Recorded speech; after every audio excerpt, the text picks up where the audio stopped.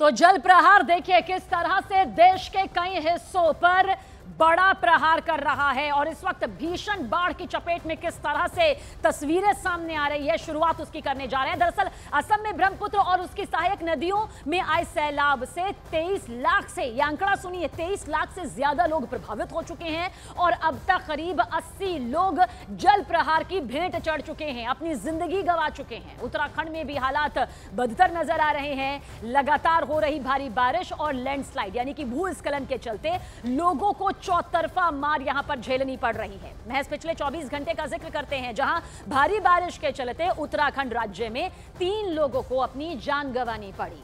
7 राज्यों में आज भी यानी कि आज के दिन भी भारी बारिश का अलर्ट जारी किया गया है, यानी कि चेतावनी सीधे सीधे यही है कि जल प्रहार का कहर अभी इतनी आसानी से टलता हुआ नजर नहीं आता। वहीं आधा भारत इस वक्त कुदरत के कहर से कांप रहा है। पहाड़ हो, मैदान हो, मूसलाधार बारिश या फिर बाढ़, सब कुछ तबाही का मंजर यहां पर अपने साथ लेते हुए दिखाते हुए दिखाई देता है।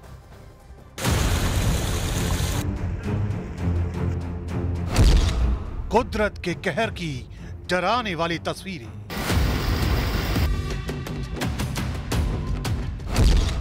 कहीं डर के पहाड़,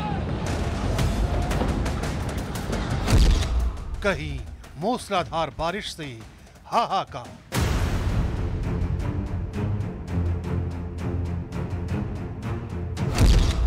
मौसम के रौद्र रूप से कांपा आधा भारत।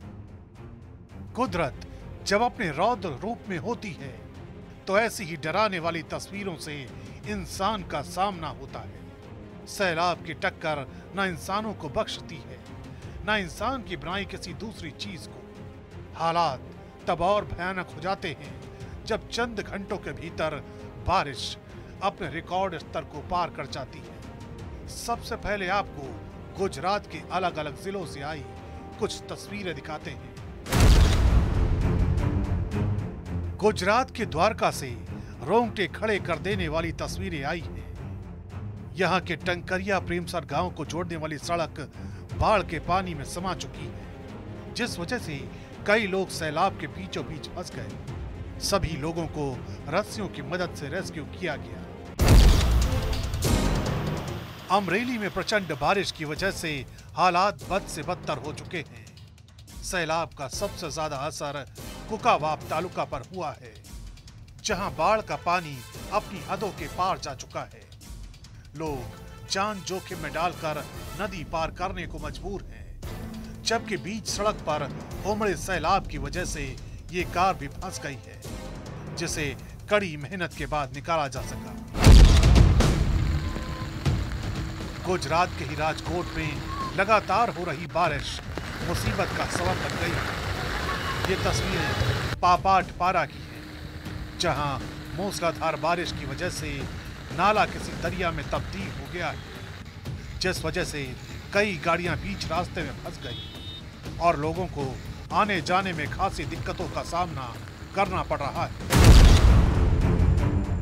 यहां सैलाब की टक्कर ने पूरे सिस्टम को धराशायी कर दिया है। शारदा नदी के पानी में अचानक आए उफान ने पूरे बिनौरा गांव को अपने आगोश में ले लिया है, जिस वजह से भारतीय वायुसेना को रेस्क्यू के मिशन पर लगाया गया है। जगह जगह एनडीआरएफ, एसडीआरएफ, एसएसबी और पीएसी की बोट के जरिए लोगों तक मदद पहुंचाई जा रही है। बाढ़ की वजह से पीलीभीत टनकपुर रेल मार्ग को भी बंद कर दिया गया है। जिले की सभी नदियां खतरे के निशान के ऊपर बह रही है, जिस वजह से दुश्वारियां और बढ़ती जा रही हैं।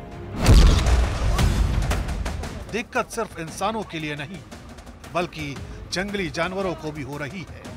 सैलाब के पानी में बहकर ये मगरमच्छ भी आबादी वाले इलाके तक पहुंच गया है। ये तस्वीरें उत्तर प्रदेश के बलरामपुर की हैं।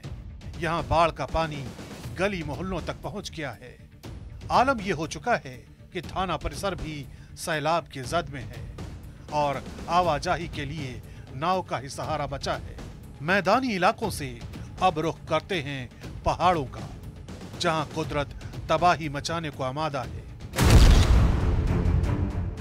उत्तराखंड के जोशी मठ से दिल दहला देने वाली तस्वीरें आई हैं। यहाँ जोगी धारा के नजदीक अचानक पहाड़ का एक सैकड़ों टन वजनी हिस्सा भरभरा कर गिर पड़ा।